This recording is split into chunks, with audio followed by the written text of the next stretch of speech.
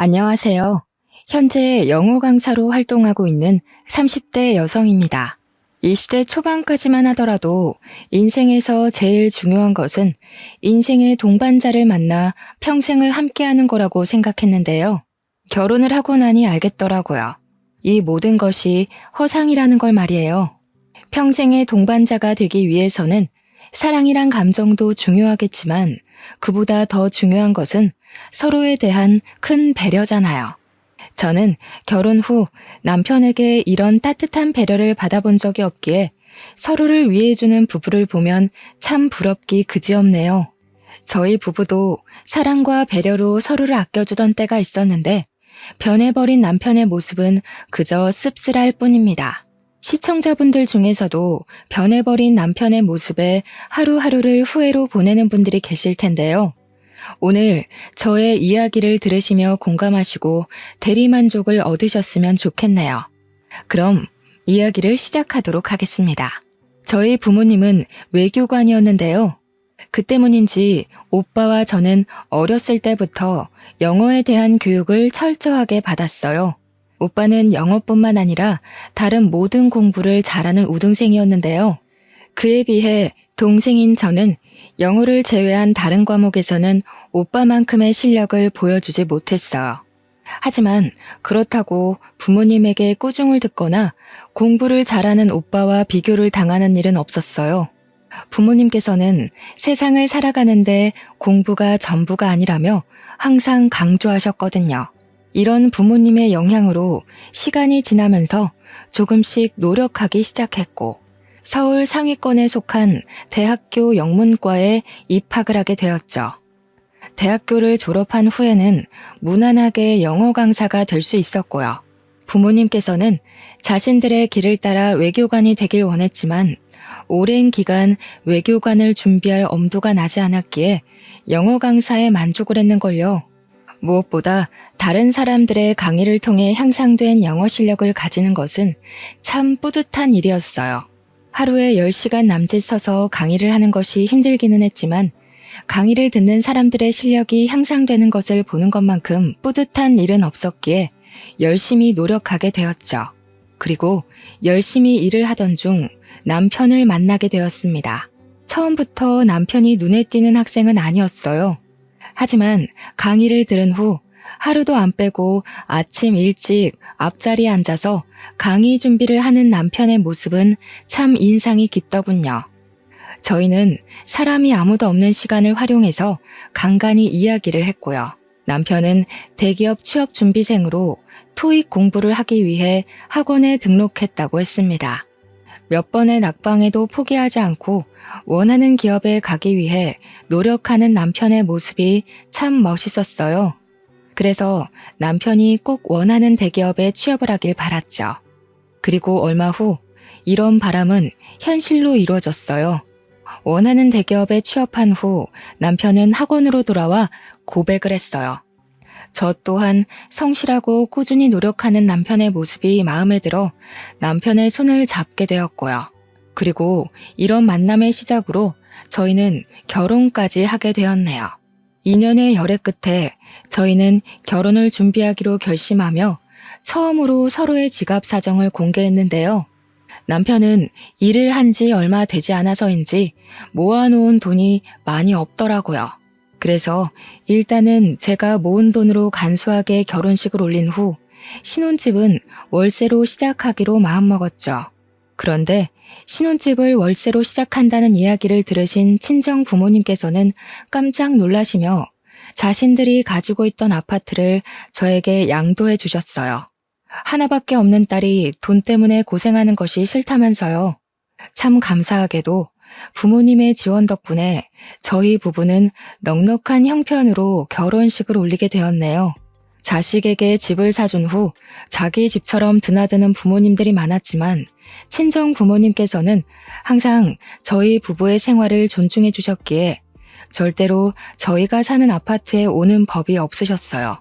하지만 저희 부부의 사생활을 존중해 주시는 친정 부모님과는 다르게 시어머니께서는 자기 집보다 더하게 저희 집에 드나드셨는걸요. 잘난 대기업 아들을 둔 덕에 이런 깨끗한 아파트를 구경한다면서요. 눈치를 보니 시어머니께서는 남편이 아파트를 구매했다고 생각하는 모양이었어요. 우리 며느리는 전생에 무슨 좋은 일을 했으면 대기업 다니는 남편에 이런 좋은 집까지 얻게 되는지. 어디 우리 아들 아니었으면 네가 이런 좋은 아파트에서 살림살이를 시작할 수나 있었겠니? 나 때만 해도 무조건 첫 살림은 단칸방에서 시작했는데 잘난 남편 만난 덕분에 우리 며느리는 처음부터 좋은 집에서 살림 보따리를 푸는구나. 이렇게 좋은 집에 사는 것도 다 잘난 남편 덕이니 항상 남편 말을 따르면서 고분고분하게 지내렴. 시어머니는 그렇다 쳐도 남편이 이해가 가질 않았어요. 장인어른이 아파트를 사줬다고 말하는 것이 어려운 일은 아니잖아요. 웬만하면 시어머니의 기분을 생각해서 좋게 좋게 넘어가려고 했지만 시어머니는 이전에도 툭하면 남편 덕분에 좋은 아파트에 산다는 것을 강조하며 은근하게 시집살이를 시키셨기에 사실을 말하기로 결심을 하게 되었죠. 어머니, 사실 이 아파트 혁준 씨가 산 게 아니라 저희 아버지께서 사주신 거예요. 그동안은 어머님 기분 망치고 싶지 않아서 일부러 말씀드리지 않았지만 계속 숨기는 게 서로한테 좋을 것 같지는 않아서요. 그럼 이 아파트가 우리 아버 명의가 아니라 네 친정아버지 명의란 말이냐? 시어머니께서는 아파트가 남편 명의가 아니라는 것에 큰 충격을 받은 듯 싶었어요. 그럴 수밖에 없었습니다. 시어머니께서는 그동안 아파트를 걸고 넘어지며 남편에게 아침 식사를 차리는 것을 강요하는 것은 물론 저희 집안 살림까지 강요를 하셨거든요.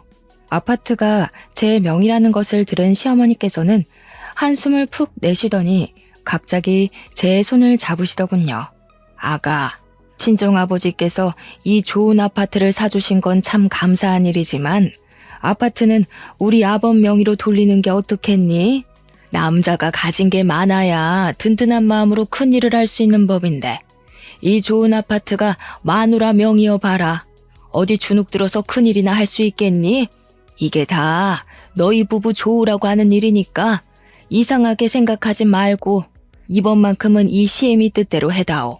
그리고 여자 혼자 이런 의리의리한 집 가지고 있다는 말이라도 돌아봐라. 남 얘기 떠드는 거 좋아하는 옆에 애들이 가만히 있나? 아무리 그래도 아파트 명의를 혁준 씨 단독 명의로 올리는 건 안 될 것 같아요. 다른 거야 이해하고 넘어가면 된다고 쳐도 이 아파트는 저희 힘으로 산 것도 아니고 저희 친정아버지가 사주신 건걸요. 아버지한테 죄송해서라도 그건 안 될 것 같아요. 어디 네 아버지가 대기업 다니는 손자 손가락 빨게 하고 자기 딸만 배부르게 살게 하고 싶어서 이 아파트를 사주신 거겠니? 다 너희 부부가 잘 살길 바라는 마음으로 사주신 거지. 원래 여자가 집안 살림을 잘해야 바깥 일하는 남편이 잘 되는 법이란다. 지금이야 당황스러워서 그러는 거지만 나는 우리 며느리가 현명한 선택을 할 거라 믿으마. 당황스럽긴 했어요. 아파트 명의가 아내 명의로 되어 있다고 해서 직장을 잘 다니던 남편이 갑자기 실직을 하는 것도 아니고 그렇다고 갑자기 잘하던 일을 하루아침에 못하게 되는 것도 아니잖아요. 계속 거절했지만 시어머니께서는 자꾸만 아파트 명의를 남편으로 변경할 것을 권유하셨어요. 막무가내로 구는 시어머니를 보니 말로 표현할 수 없을 만큼 마음이 불편했습니다. 아무 이유 없이 재산을 탐내는 시어머니의 행동은 칼만 들지 않았을 뿐 강도와 다름이 없었거든요. 그래서 시어머니가 돌아가신 후 남편에게 이 사실을 말했죠. 그동안 있었던 일을 듣자 남편은 미안해했어요. 괜한 자신의 자존심 때문에 제가 시어머니에게 시달렸다면서요. 근데 말이야. 사실 이 아파트 말이야. 공동 명의로 하면 어떨까? 물론 장인어른이 당신한테 사준 걸 알기는 하지만 어차피 이제는 평생 같이 살 부부 사이인데 집이 당신 명의로만 돼 있는 게 좀 그래서 솔직히 다른 사람들한테 우리 지금 살고 있는 아파트가 당신 명의라고 말하는 것도 조금 창피하고 당신도 알잖아. 사회생활하는 남자들 사이에서 이런 게 얼마나 중요한지. 시어머니와 똑같이 말하는 남편의 모습은 정말 실망스러웠어요. 부드럽게 말하긴 했지만 어찌되었든 본심은 지금 살고 있는 아파트에 자신의 이름을 올리고 싶다는 것이잖아요. 거절을 할 때마다 시어머니와 남편은 돌아가면서 공동 명의로 하자는 말을 했는데요. 다행히 이런 뻔뻔한 행동은 오래가지 못했어요. 저희 아파트에 향해 있던 관심은 모두 도련님이 데려온 예비 동서에게로 향했거든요. 사업을 시작한 도련님께서는 항상 돈 많은 집 딸과 결혼하겠다며 노래를 불렀어요. 그런데 정작 도련님이 데려온 예비 동서는 돈 많은 집 딸이기는커녕 부모님도 안 계신 고아더라고요. 더군다나 동서는 이름도 모르는 작은 중소기업의 경리로 일하고 있었기 때문에 시어머니는 노발대발하시며 도련님의 결혼을 반대했죠. 부잣집 딸 아니면 장가도 안 가겠다는 놈이 뭐에 홀려서 이런 써먹지도 못하는 것을 데리고 와? 어디 애미 쓰러지는 꼴 보고 싶어서 작정이라도 한 거냐? 지금까지 잘하던 놈이 왜 이렇게 어미 속을 썩여? 다른 걸 다 떠나서 나는 제대로 된 교육도 못 받은 고아 우리 집에 며느리로 들일 생각 없다. 사람 인생이 뜻대로 되는 것도 아니고 너무 그러지 말고 우리 결혼 허락해주세요. 이미 뱃속에 애까지 있는데 이제 와서 결혼을 물을 수도 없잖아요. 뭐? 저 청긋 뱃속에 애가 들어섰다는 거냐? 이 모자란 놈이 아주 우리 집안을 난장판으로 만들려고 작정을 했구나. 어디 저런 청긋한테 내 손주를 볼 수가 있어? 아이고, 못 배운 상것을 집에 들이다니 내가 죽어서 조상님을 볼 낯이 없다. 아이가 있다는 말을 듣자 시어머니는 털썩 바닥에 주저앉으며 오열을 하셨습니다. 물론 사업을 하는 도련님에게 건 기대가 커 실망도 크다는 것을 알기는 했지만 그래도 바로 눈앞에 사람을 두고 앞담을 하는 시어머니 행동이 좋아 보이지는 않았어요. 어차피 결혼이 확정된 사이이니 잘 대해준다고 해서 어디 덧나는 것도 아니잖아요. 내가 뭘 그리 큰 잘못을 했길래 잘난 우리 아들한테 저런 몹쓸 것이 붙은 건지. 길바닥에 뒹굴던 똥개한테 기와집을 내준 꼴이라니. 앞으로 나는 무슨 낙으로 살고. 시어머니께서는 채통도 잊은 채 바닥에 엎어져 펑펑 우셨어요. 옆에 있던 예비동서는 몸둘 바를 모르며 우왕좌왕했고요. 인사를 온 첫날부터 푸대접을 받는 예비동서를 보니 참 마음이 좋지 않았습니다. 뱃속에 아기가 있다는 것은 누구에게나 축복받을 만큼 행복한 일인데 시어머니로 인해 모든 것이 망가진 거잖아요. 예비동서를 못마땅하게 생각하긴 했지만 이미 뱃속에는 도련님의 아이가 있었기에 시어머니께서는 울며 겨자 먹기로 결혼식을 허락하셨는데요. 진짜 문제는 결혼을 한 후였어요. 결혼 후 도련님 부부와 합가를 한 시어머니는 악랄하다는 소리가 날 정도로 동서를 괴롭히셨거든요. 임신 후 입덧으로 힘들어하는 동서에게 삼시세끼를 차리라고 하는 것은 물론 힘든 이불 빨래까지 일주일에 한 번씩 시키더라고요. 어쩌다 한 번 동서가 힘들다는 소리만 하더라도 시어머니께서는 도끼 눈을 뜨며 동서를 타박하셨습니다. 길바닥에 뒹굴던 똥개 주제에 분에 넘치는 우리 아들 만나서 등 따시고 배부르게 살면 밥값이라도 해야 될 거 아니냐? 돈 없으면 몸으로라도 때워야지. 나는 우리 아들한테 도움 하나 안 되는 며느리한테 착한 시엠이 될 생각 없으니 임신했다 핑계대면서 머리 굴릴 생각하지 않는 게 좋을 게다. 저도 웬만하면 다 하겠지만 입덧 때문에 음식 냄새 맡기가 너무 힘들어서요. 입덧이 잠잠해질 때까지만 근처 반찬 가게에서 사온 밑반찬으로 식사 준비하면 안 될까요? 부모한테 예절 교육을 제대로 못 받아서 그 모양인 거냐? 아니면 임신했다고 유세 부리면서 시애미한테 대들려고 하는 거냐? 어디 우리 아들 덕분에 집에서 편하게 있는 주제에 공짜로 놀고 먹으려고까지 들어? 삼신할매도 참 너무하시지. 어떻게 모자라도 한참 모자란 청껏한테 우리 아들 핏줄을 점지해 주신 건지. 죄송합니다. 제가 너무 주제 넘었던 것 같아요. 그래도 양심은 있어서 다행이구나. 숟가락 하나 안 들고 온 주제에 편하게 지내려고 숟까지 쓰면 어쩌나 걱정했는데 아범이 오늘 꽃게탕 먹고 싶다고 했으니 장에 가서 냉장고에 있는 꽃게 손질부터 해라.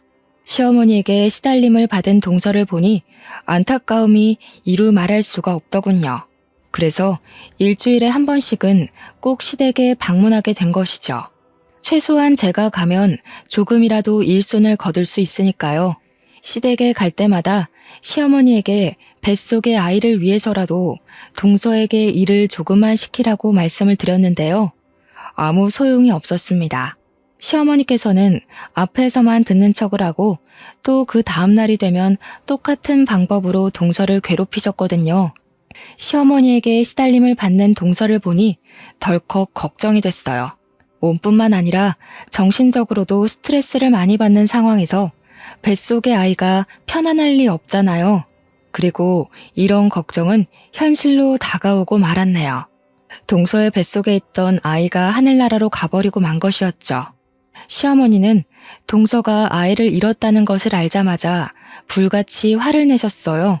시어머니의 눈에는 뱃속에 아이를 잃고 힘들어하는 동서의 모습은 안중에도 없는 듯 보였습니다. 얼마나 몸을 함부로 굴렸으면 뱃속에 애가 떨어져? 임신한 동안 동서 집에만 있었던 건 어머니께서 제일 잘 아시잖아요. 의사가 그러는데 무리한 일을 많이 해서 아이가 자연유산된 것 같다고 하더라고요. 사실 어머니께서 동서한테 집안일을 많이 시킨 건 맞으니까요.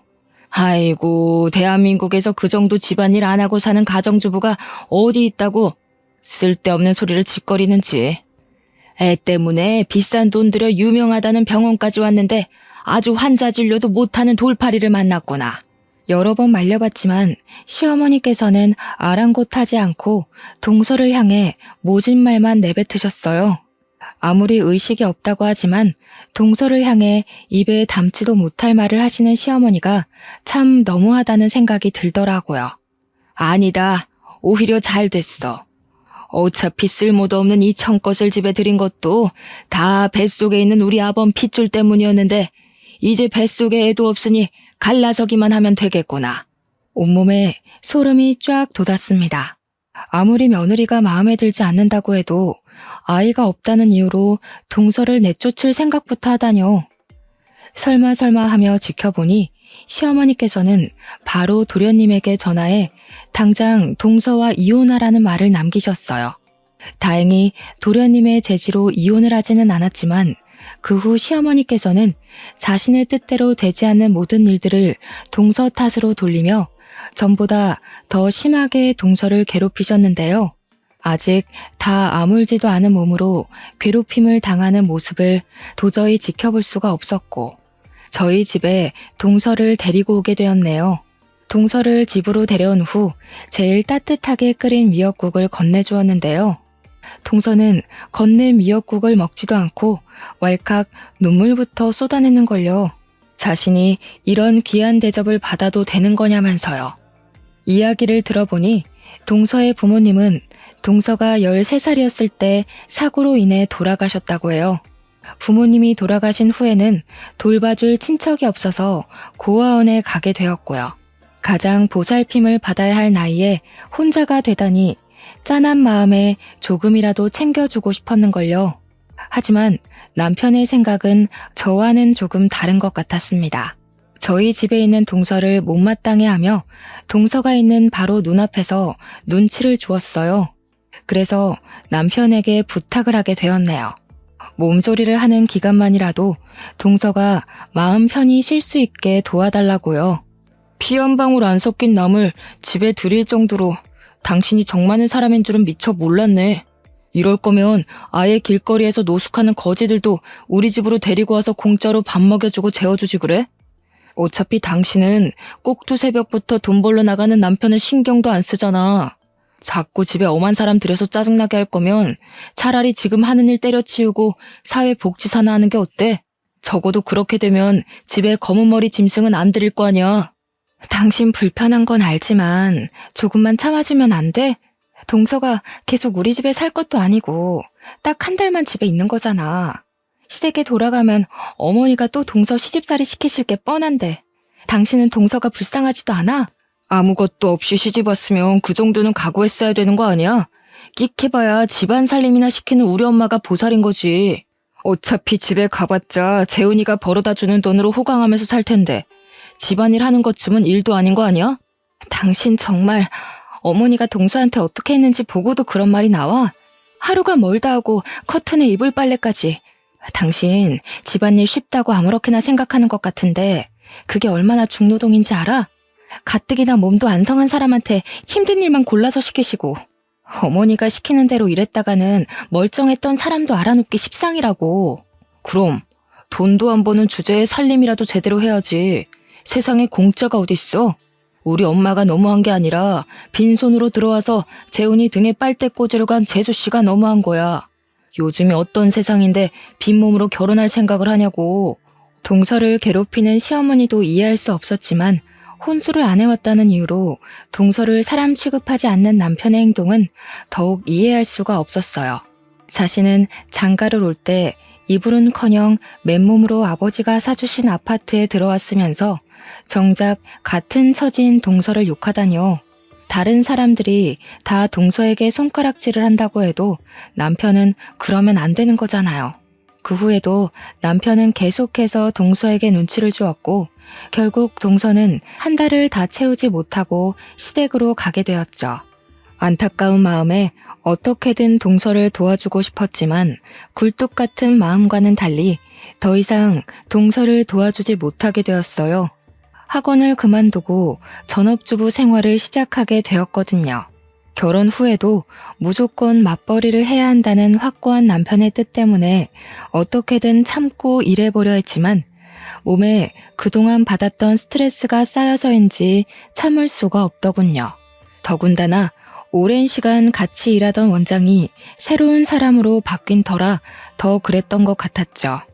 학원 강사들에게 감사한 마음을 갖던 전 원장과는 달리 새로운 원장은 학원에서 일하는 강사들을 그저 돈 버는 수단으로만 생각했거든요.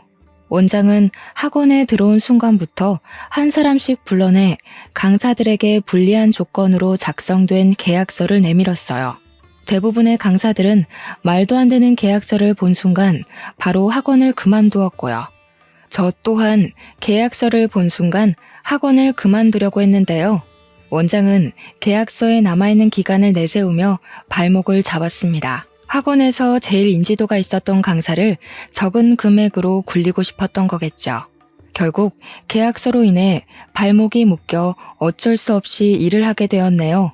강압적으로 구는 원장 때문인지 아니면 같이 일하던 동료들이 없기 때문인지 강의를 하는 것이 전처럼 출근하는 것이 즐겁지 않았어요. 강의를 하는 것도요. 어떻게든 계약서에 적힌 날까지 강의를 하려 노력했지만 이성적인 머리와는 다르게 스트레스로 엉망이 된 몸은 하나둘 망가지기 시작했어요. 어느 순간 뒤를 돌아보니 두통과 복통은 한 몸인 것처럼 따라붙었고요. 참을 수 없는 두통과 미열의 병원을 찾아가자 의사는 스트레스로 온몸에 있는 장기가 부어 충분한 휴식을 취해야 한다고 말을 했는데요. 이 말을 들으니 덜컥 겁이 났어요. 이러다가 정말 위험할 수도 있겠다고 생각을 했거든요. 그래서 원장에게 위약금까지 물어주면서 학원을 그만두게 된 것이었죠. 부모님께서는 그동안 고생했다며 등을 두드려 주었지만 남편은 학원을 그만두었다는 말을 듣자 펄쩍 뛰며 화부터 냈어요. 바로 앞에 부모님이 있는데도 말이에요. 당신 결혼해서도 계속 맞벌이 하겠다고 약속했던 거 잊었어? 내가 누누이 말했지 않나? 나는 남편 돈 받아먹으면서 편하게 사는 가정주부랑 살 생각 죽어도 없다고. 세상에 스트레스 안 받고 일하는 직장인이 몇이나 되겠어? 쓸데없는 소리 하지 말고 당장 원장한테 가서 무릎 꿇고 싹싹 빌어. 다시 받아달라고. 자네 정말 너무하는 거 아닌가? 세상에 자기 처가 아파서 일을 그만뒀다는데 어떻게 걱정된다는 소리는 한마디도 안 하고 다짜고짜 돈부터 벌어오라고 하나? 내가 우리 딸 이렇게 고생시키라고 결혼할 때 이 집 사준 줄 아나? 그게 아니라요. 이 사람이 하도 약한 소리 하면서 일을 그만두려고 하길래 버릇을 고친다고 하는 게 그만. 제가 너무 과했던 것 같습니다. 남편의 행동을 보던 아버지께서는 호통을 치며 숟가락을 탁 내려놓았습니다. 화가 난 아버지의 모습을 본 남편은 아차 싶었는지 그제야 변명을 했고요. 하지만 아버지에게 보이지 말아야 할 모습을 보였다는 것은 변하지 않았기에 남편은 그대로 아버지에게 꾸중을 들어야 했네요. 어른 있는데도 자기 저 쉰다는 소리에 벌쩍벌쩍 뛰면서 반대를 하는데 둘이 있을 때는 안 봐도 뻔하지. 그렇게 돈이 좋고 내 딸 노는 꼴 못 보겠으면 지금이라도 갈라서고 자네 어머니 밑으로 들어가게. 곱게 기른 내 딸 남의 집 자식 때문에 고생하는 꼴 보느니 차라리 내가 평생 끼고 살 테니. 아닙니다. 제가 그만 실언을 한 것 같아요. 한 번만 봐주십시오, 장인어른. 내 딸 하나 행복해하는 모습 보자고 눈이 차지도 않는 자네랑 결혼시킨 건데 계속 이런 식으로 그깟 돈 때문에 길길이 날뛴다면 이 결혼 유지할 필요가 뭔가? 이번 일은 그냥 넘어가지만 다시 한번 돈 가지고 내 딸 못 살게 굴면 그때는 정말 이혼시킬 테니 그리 알게. 아버지의 불호령이 있어서인지 학원을 그만두고 집에서 휴식을 취할 때도 남편은 군말 없이 있더군요. 집에서 휴식을 취한 지 한 달이 지나고 다시 일자리를 구하려고 준비를 했는데요. 아버지께서는 자신이 용돈을 줄 테니 더 쉬라고 말씀을 하셨어요. 차마 은퇴하신 아버지에게 용돈을 받았을 수 없어 거절을 하자 아버지께서는 그런 저의 말을 무시하듯 매달 통장으로 100만 원을 보내주셨습니다. 든든하게 뒤를 지키고 있는 부모님이 있다는 것도 다른 사람보다 여유로운 환경에서 마음 놓고 생활할 수 있다는 것도 모든 것이 감사했죠. 용돈을 챙겨주시는 아버지 덕분에 저는 그 후 병원을 오가며 건강에 신경을 쓸 수 있었어요. 모자란 돈은 아파트 아이들의 과외를 해주며 충당을 했고요. 하지만 이런 평온한 나날이 오래 가지는 못했습니다. 아파트 아이들의 과외 수업이 끝난 저녁 동서에게 전화가 걸려왔는데요. 전화를 받으니 동서는 말을 알아들을 수 없을 만큼 울먹거렸어요. 시어머니에게 쫓겨났다면서요. 깜짝 놀라 차를 몰고 가니 시댁 문 앞에는 슬리퍼만 신고 있는 동서가 보였습니다. 추위에 떨고 있는 동서에게 입고 있던 겉옷을 벗어 걸쳐주며 연유를 물었죠. 동서의 입에서 나온 말은 참 기가 찼어요. 시어머니께서는 뜬금없이 동서에게 이혼 서류를 내밀었다고 해요. 동서가 도련님과 이혼하지 않겠다고 말을 하자 시어머니께서는 그 길로 동서를 집 밖으로 쫓아낸 것이고요. 막무가내로 구는 시어머니 행동을 도저히 이해할 수가 없었어요. 아무리 마음에 들지 않는다고 해도 이미 한 가족이 되었는데 마음대로 내쫓을 수 있는 건 아니잖아요. 시어머니에게 전화를 걸어 동서를 들여보내달라고 부탁을 했지만 돌아오는 대답은 동서에 대한 온갖 폭언뿐이었어요. 전혀 말이 통하지 않는 시어머니 때문에 어쩔 수 없이 동서를 저희 집으로 데리고 갈 수밖에 없었습니다. 마침 남편은 출장을 간 상태였기에 참 다행이었죠. 거실에 앉아서 따뜻한 차 한 잔을 들이킨 동서는 갑자기 눈물을 보이더군요. 자신은 분명 빈털터리로 쫓겨날 게 뻔하다면서요. 아니 동서, 그게 무슨 말이야. 빈털터리로 쫓겨나다니. 아무리 어머니라고 해도 잘 살고 있는 사람을 억지로 이혼시킬 수는 없는 법이야. 무슨 연유인지 모르겠지만 내일 내가 어머님하고 잘 말해볼 테니까 너무 걱정하지 말고 있어. 사실 그이랑 저 혼인신고도 안 하고 살았어요. 뭐? 혼인신고를 안 하고 살았다니. 그럼 지금까지 동거만 하고 살았다는 거야? 그이가 그랬거든요. 혼인신고는 아이 낳으면 하자고. 근데 아이가 잘못되고 난 후에는 혼인신고에 대한 말은 아예 꺼내질 않았어요. 그래서 지금까지 혼인신고도 안 하고 산 거고요. 어머님께서 아직 이 사실을 모르셔서 이혼 서류에 도장을 찍으라고 하시는 것 같은데 아마 혼인신고도 안 했다는 걸 알면 아마 당장 맨몸으로 내쳐지고도 남을 거예요. 아니 세상에, 도련님도 참 너무하시지. 같이 산 세월이 얼만데 지금까지 혼인신고도 안 하고 살 수가 있어. 너무 안타까웠습니다. 시어머니뿐만 아니라 도련님 또한 동서를 가족이 아닌 그저 같이 사는 동거인으로 생각한 것 같았거든요. 언제든지 자기 마음에 들지 않으면 갈아치울 수 있는 그런 동거인 말이에요. 괜찮다는 말을 하기는 했지만 조용히 눈물을 훔치는 동서의 모습을 보니 마음에 무거운 돌덩이를 올린 것처럼 아려왔어요. 동서에게는 든든한 뒷배가 되어줄 가족이 없었으니까요. 그래서 동서가 완전히 정착을 할 수 있도록 도와주자고 마음을 먹은 것이고요. 제일 먼저 한 것은 도련님을 설득하는 일이었어요. 도련님이 동서와 혼인신고를 하게요. 시어머니가 아무리 뭐라고 해도 도련님이 끝까지 동서를 지켜준다면 아무리 시어머니라도 어찌할 수가 없을 테니까요. 하지만 너무 간절하게 바라는 일은 이루어지지 않는 법이라고 했던가요? 혼인신고를 하게 만들기 위해 노력한 것은 물론 도련님의 마음을 잡는 것마저 쉽지가 않았습니다. 결국 동서는 시어머니의 핍박과 도련님의 변심으로 인해 반강제적으로 시댁에서 내쫓기게 되었는걸요. 가족이 없는 동서에게 마땅히 갈 곳이 없다는 것을 뻔히 알면서도 내쫓아낸 시어머니와 도련님이 참 너무하다고 생각을 했어요. 고작 500만 원이 채 안 되는 돈을 주어주고 하루아침에 사람을 내쫓다뇨. 시댁에서 쫓겨난 후 동서는 냉난방도 제대로 되지 않는 고시원에 짐을 풀었다고 했습니다. 그 소식을 들으니 도저히 가만히 있을 수가 없었네요. 제가 아니면 동서를 챙겨줄 사람은 아무도 없었거든요. 통장에 모아둔 돈을 털어 현재 살고 있는 아파트 근처에 동서의 원룸을 얻어주었죠. 가뜩이나 몸이 약한 동서에게 냉난방은커녕 방음조차 제대로 되지 않는 고시원에서 살게 할 수는 없는 일이잖아요. 동서가 원룸에 들어간 후에도 시간이 날 때면 틈틈이 들러 반찬을 가져다 주는 등 제가 할 수 있는 한에 신경을 썼습니다. 다행히 이런 노력이 통했는지 금방 기운을 차린 동서는 근처 카페에서 일을 시작했고요. 건강도 상처받은 마음도 점점 회복해가는 동서를 보며 안심을 했는데요.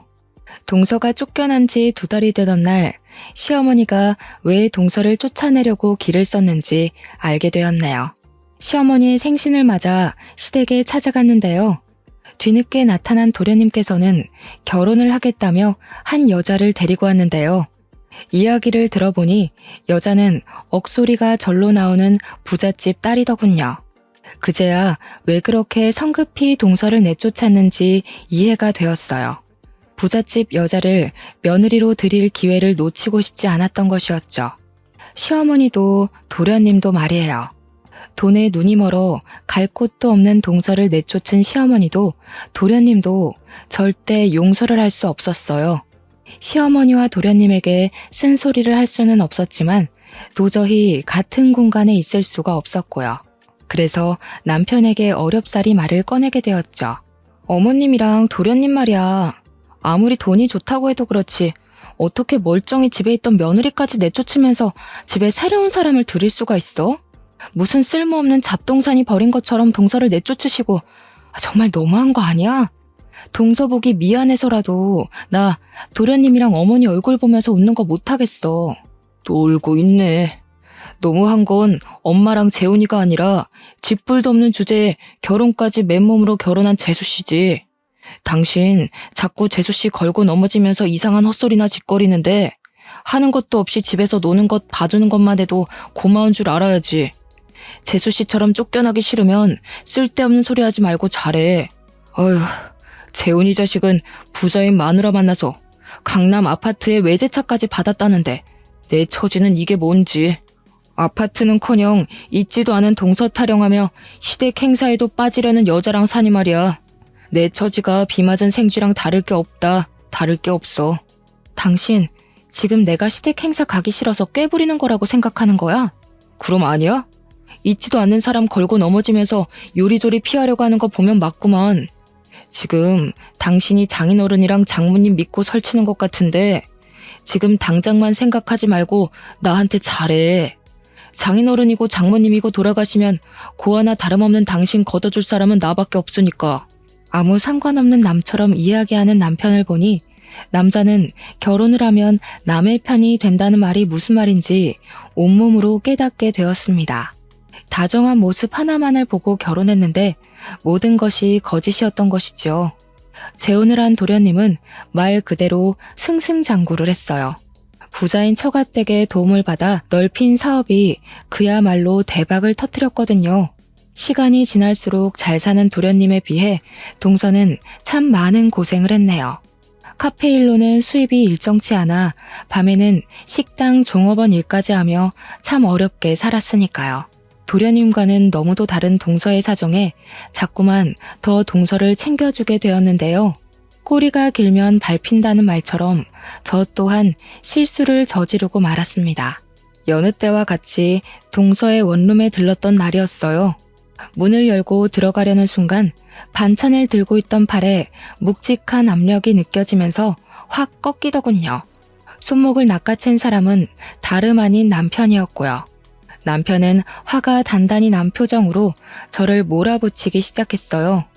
뒤늦게 동서가 나오자 굳어있던 남편의 표정은 당혹스러움으로 변했죠. 알고 보니 남편은 수시로 집을 비우는 저의 행동을 다른 남자가 생겼다고 오해를 하고 뒤를 밟은 것이었어요. 다른 남자와 바람을 피운다는 오명은 벗었지만 자신 몰래 돈을 털어 동서를 도와주었다는 것에 남편은 화를 냈어요. 왜 생판 모르는 남에게 1,000만 원이 넘는 큰 돈을 빌려주냐면서요. 아무리 개인적인 돈이라고 해도 남편에게 상의 없이 동서를 도와준 것에 대해서는 잘못을 인정했죠. 남편과 화해를 한 후 다음날 동서의 집을 찾아갔는데요. 동서는 괜히 자신 때문에 시댁 식구들에게 곤욕을 당하지 말라고 말을 했습니다. 그러고는 자신이 이사 가는 것이 맞는다며 그동안 챙겨주어서 고맙다고 큰 절을 올리더군요. 동서에게는 너무 미안했어요. 도와주고자 했던 행동이 오히려 독이 되어 동서에게 돌아온 거잖아요. 이사 당일 떠나가는 동서에게 그래도 연락은 계속하고 지내자고 말은 했지만 그 이후 동서가 저에게 연락하는 일은 없었네요. 동서에게 온 것이라고는 보증금으로 빌려주었던 1,000만 원을 입금한 것이 전부였어요. 그렇게 저와 동서의 인연은 끝이 나고 만 것이었죠. 동서가 자취를 감춘 10년 동안 참 많은 것들이 변했어요. 남의 눈에 피눈물을 흘리게 한 도련님은 어느새 억대의 자산을 가진 부자가 되어 있었고 만년 과장이었던 남편은 차장의 자리까지 오르게 되었죠. 오래된 빌라에서 살던 시어머니 또한 도련님의 도움으로 서울 한복판에 있는 신축 아파트에 입주를 하게 되었고요. 한평생 외교관으로 일하던 부모님 또한 은퇴 후의 삶을 즐기고 계셨어요. 어머니께서는 주재원인 오빠를 따라간 새언니의 출산 준비를 돕고 있었고 한국에 남은 아버지께서는 골프를 배우며 여유로운 생활을 즐기셨는걸요. 하지만 하늘은 빠르게 찾아온 행복을 시샘하는 것 같았어요. 그러지 않고서는 저에게 가장 큰 기둥이었던 아버지의 건강을 뺏어갔거든요. 갑자기 쓰러진 아버지에게 병원은 뇌졸중 판정을 내렸어요. 불행 중 다행히도 초기에 발견을 했기에 바로 수술을 할 수 있었죠. 생명에 지장은 없었지만 가장 큰 문제는 아버지께서 일상적인 생활을 할 수 있을 때까지 재활치료를 해야 한다는 거였습니다.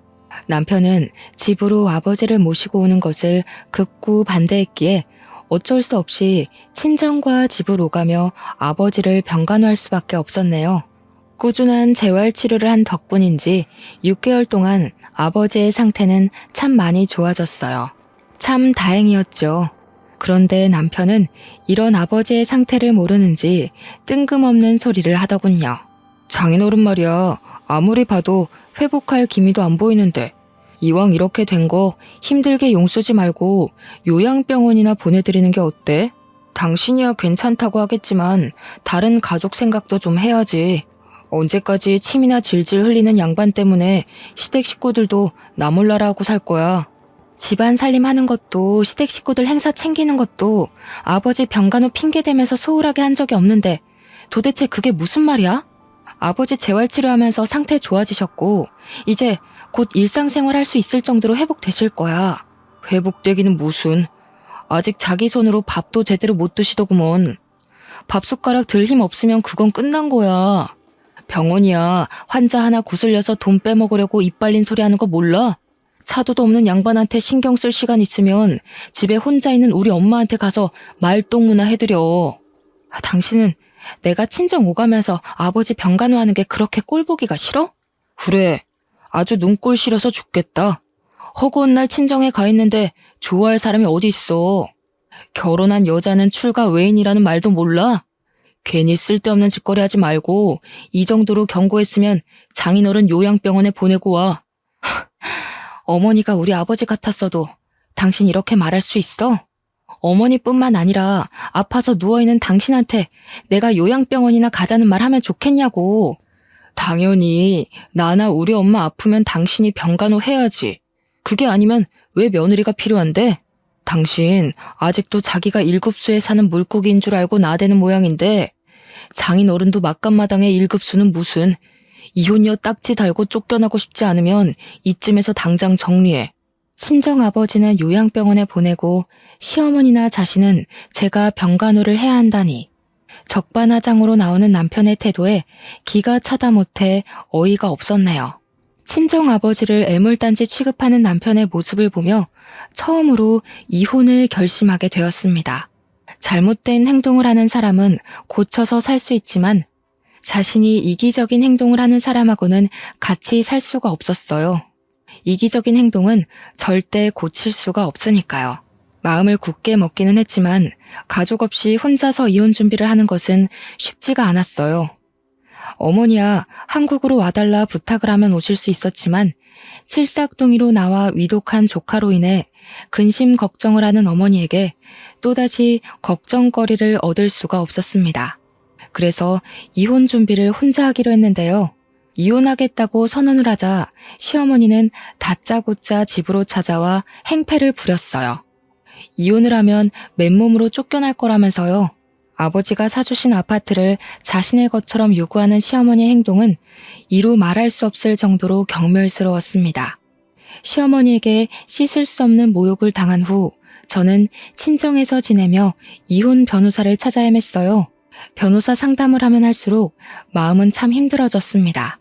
마음에 드는 변호사를 찾는 일은 하늘의 별 따기만큼 힘들었거든요.